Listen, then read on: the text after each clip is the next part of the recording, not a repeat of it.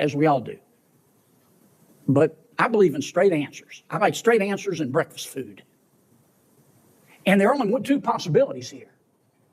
Either President Biden and his team believe in open borders, or the people that the president has put in charge of the immigration policy for this country are not qualified to manage a food truck. And nobody's that incompetent.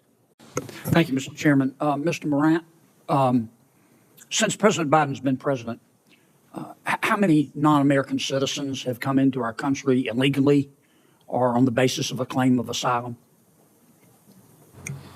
Thank you, Senator. HSI is an investigative agency. Do you know the number? No, Senator. You're a senior member of Homeland Security, are you not? That's correct. Does anybody know the number? None of you know the number.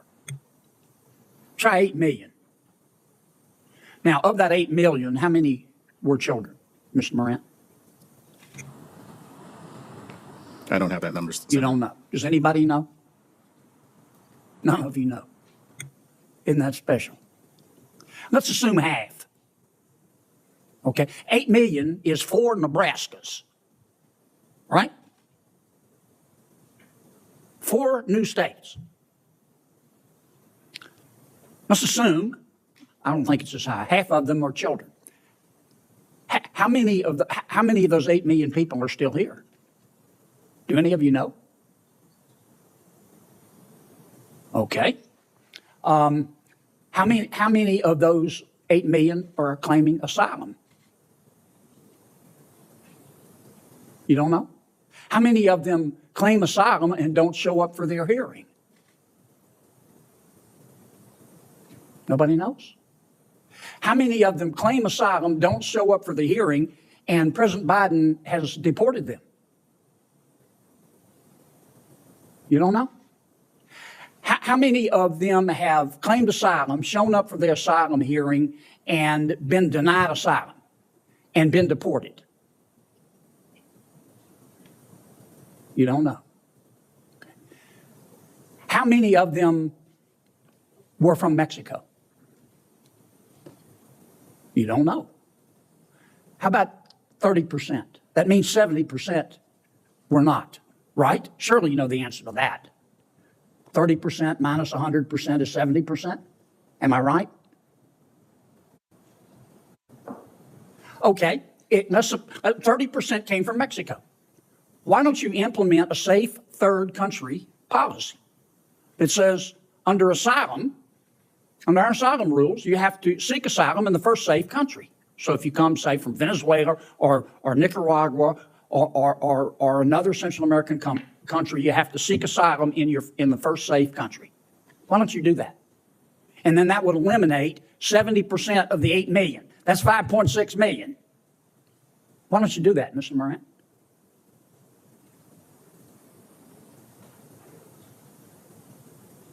Is that a question, sir? Yes. All I've been asking are questions. That's beyond the purview of HSI. Oh, okay. How about you, Mr. Salazar? You're a former advisor to the vice president. How come we don't do a safe third country agreement? Sir, we're working with our partners in the region. 21 countries signed on to the Los Angeles Declaration. Have you done a safe third country agreement? You've had, what have you been at it, 2 years? What we are doing is working with them to expand legal pathways. Why doesn't President Biden get up in the morning tomorrow and say, we're changing the asylum process and we're doing what most other countries do, safe third country policy. You have to seek asylum. We support asylum. We have to seek asylum in the first safe country. That would eliminate 5.6 million people, boom, done, coming into our country illegally, wouldn't it? Sir, I just want to point out Washington. Wouldn't it? It would, sir, but there are activities underway. Let me ask you this, because I'm going to run out of time. President Biden and all of you believe in open borders, don't you? Don't you? I mean, I ask really basic questions. I don't mean any disrespect. I appreciate you being here. And I know you all love our country, as we all do. But I believe in straight answers. I like straight answers and breakfast food. And there are only two possibilities here. Either President Biden and his team believe in open borders, or the people that the president has put in charge of the immigration policy for this country are not qualified to manage a food truck. And nobody's that incompetent. You folks believe in open borders, don't you? Sir, I think we believe in secure borders. You believe in all, then you don't even know how, well, I'm going to take 30 more seconds. You don't even know how many people have come in illegally since President Biden has been president. You're a former senior advisor to the Vice President of the United States, Mr. Salazar. And you can't even give me a number? No, sir. That's like going to an oncologist and asking him, what's cancer? And he says, I don't know. Give me a break. Senator Welch. Thank you. I thank the witnesses. Just speaking to my friend Senator Kennedy, The moment that just happened is Senator John Kennedy looking at senior Homeland Security officials in the eye and asking them a question so basic, so foundational, so definitional to the purpose of government itself, that their silence became the indictment.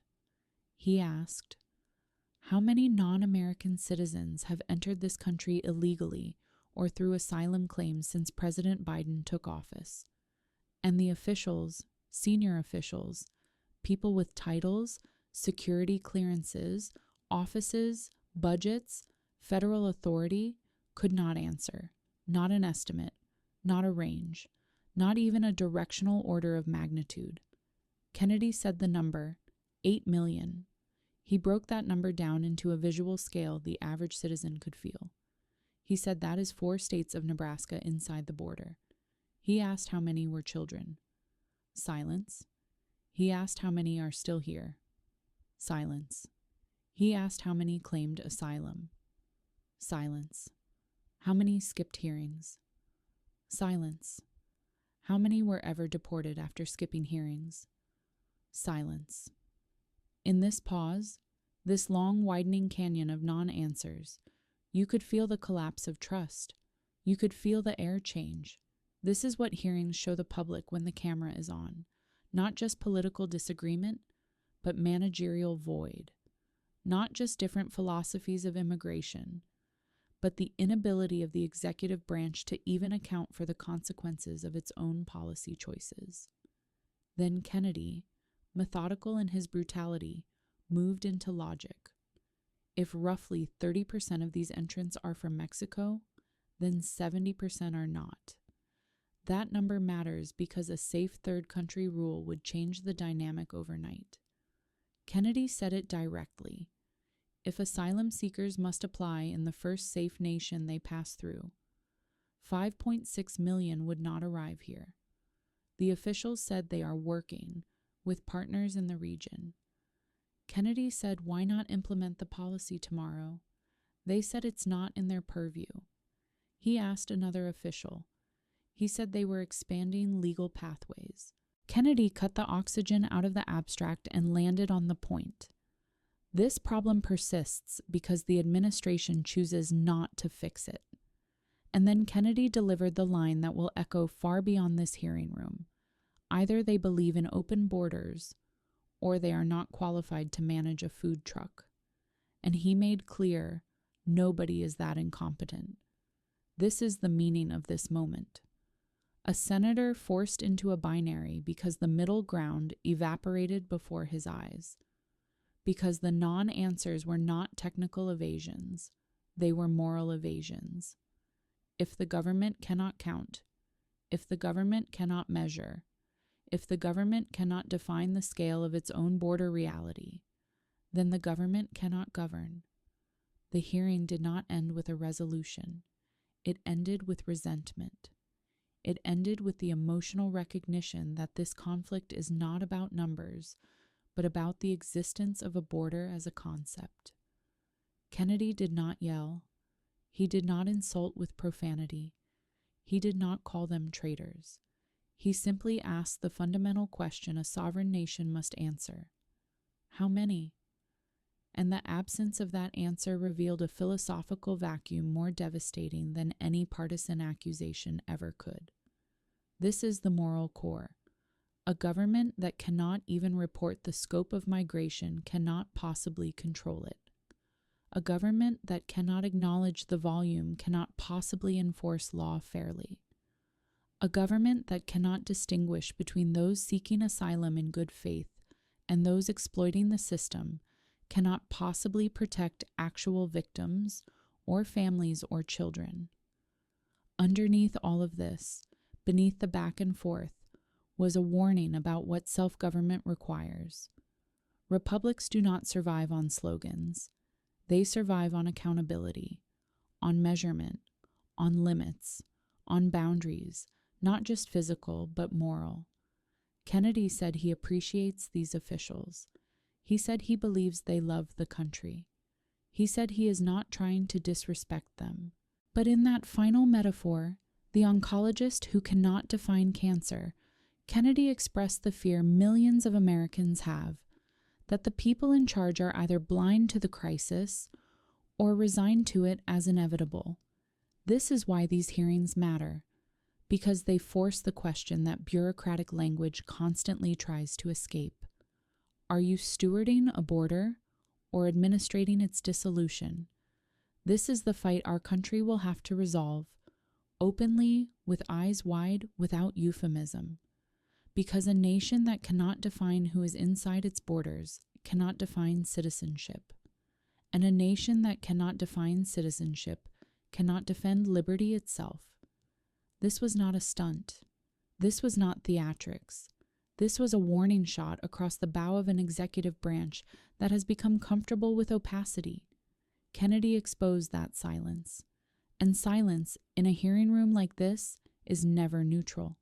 Silence is confession. Subscribe to Liberty Congress of USA and support our work as we continue to expose the moments in the halls of American power that the media will not fully show you.